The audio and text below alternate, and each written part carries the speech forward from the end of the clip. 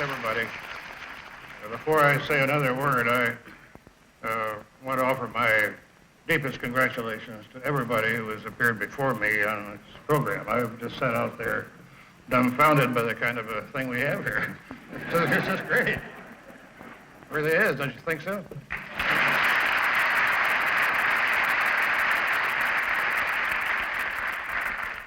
For the past 15 years, in our year-end letters, and for the past 5 years in these breakfasts, I have talked to you like a Dutch uncle. And I'm not going to stop now. You wouldn't expect me to, would you?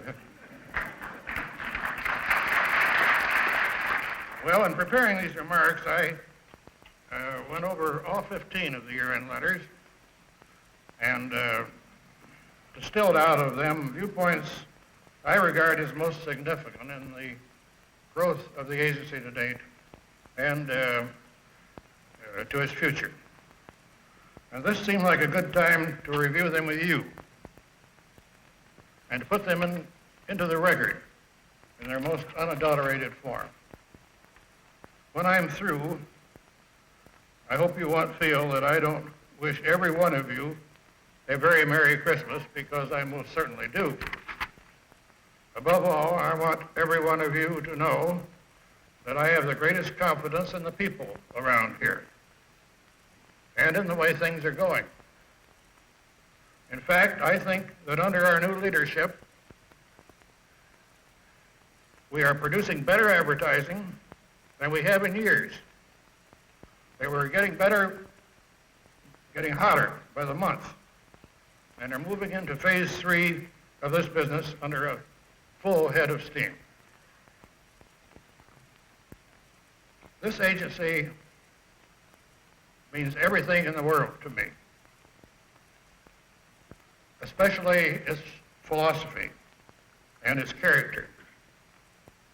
And so does its future. Not just next year and the year after that, but 10, 20, even 50 years from now, especially if my name is still connected with it. Because of this connection, I got a little wound up recently and decided that the only way I could really bring home to you the things I want to say was by saying them from the heart and under this title: When to Take My Name Off the Door. Somewhere along the line, after I am finally off the premises, you or your successors may want to take my name off the premises too.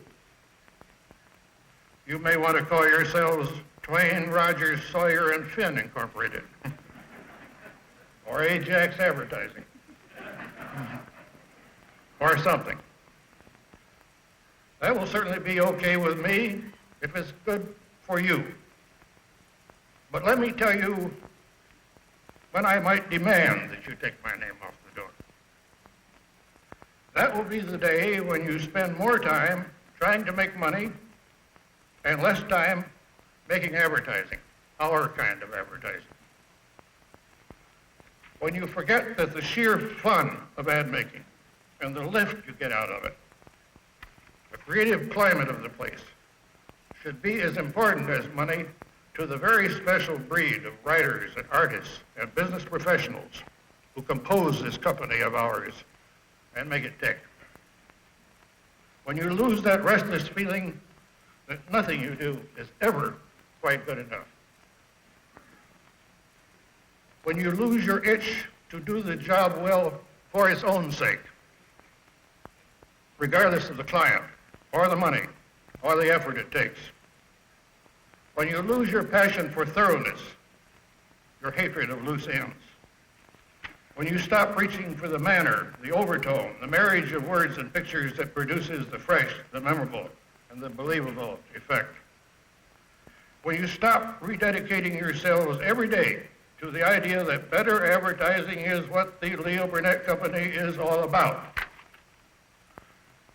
When you are no longer what Thoreau called a corporation with a conscience, which means to me a corporation of conscientious men and women, when you begin to compromise your integrity, which has always been the heart's blood, the very guts of this agency, when you stoop to convenient expediency and rationalize yourselves into acts of opportunism for the sake of a fast buck, when you show the slightest sign of crudeness, inappropriateness, or smart aleckness, and lose that subtle sense of the fitness of things,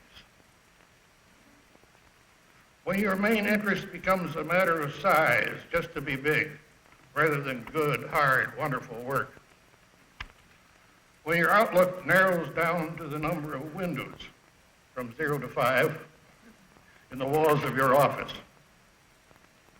when you lose your humility and become big-shot Weisenheimers, a little too big for your boots, when the apples come down to being just apples for eating or for polishing, no longer part of our tone, our personality, when you disapprove of something and start tearing the hell out of the man who did it, rather than the work itself, when you stop building on strong and vital ideas and start a routine production line, when you start believing that in the interest of efficiency, a creative spirit and the urge to create can be delegated and administered, and forget that they can only be nurtured, stimulated, and inspired, when you start giving lip service to this being a creative agency and stop really being one, finally, when you lose your respect for the lonely man,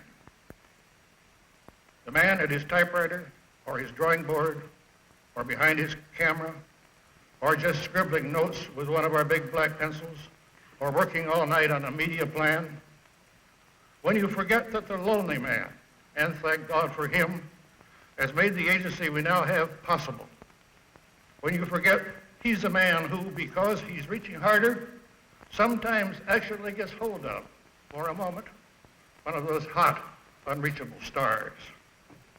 That, boys and girls, is when I shall insist you take my name off the door. And by golly, it will be taken off the door. Even if I have to materialize long enough some night to rub it out myself on every one of your floors. And before I dematerialize again, I will paint out that star-reaching symbol, too, and burn all the stationery. Perhaps tear up a few ads in passing, and throw every goddamn apple down the elevator shaft.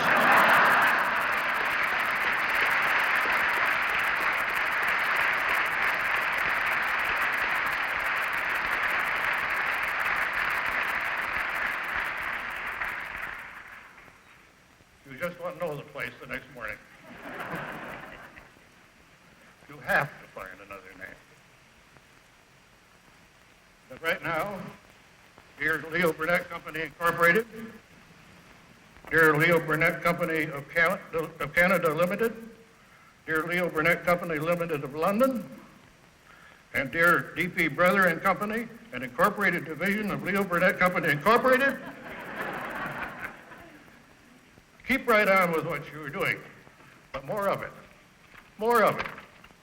I'm very proud of you and wish you a Merry Christmas and a big New Year, personally, unincorporated, and unlimited.